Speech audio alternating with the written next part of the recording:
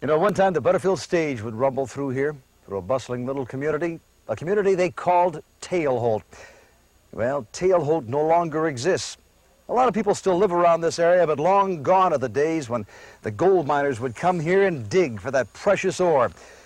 And it made Tailholt the very first community in what now is Tulare County. Tailholt, what a crazy name that must be. Well, a lady who was born there wrote a book, and in that book she talks about how Tailholt got its name. She says, one of the miners owned a cow. He made a pet of the animal which would follow him everywhere. When he drank too much, he'd hang on the tail of that faithful bovine who guided him home.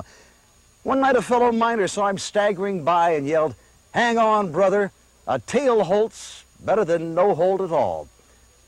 So wrote Annie Mitchell in her book, Sights to See in Tulare County. But one thing she does admit of certain begrudging against her grandfather because, as she continues, when the post office was granted June 10th, 1862, Levi Mitchell was appointed postmaster and was asked to submit a name.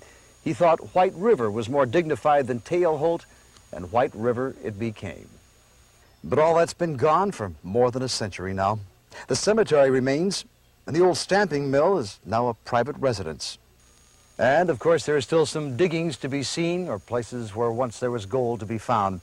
But the place named once for a tipsy miner and his pet cow, Tailholt, is now relegated to only memory, for it is White River we find on the map of Tulare County. With Earl Bradley behind the camera, I'm Bob Long.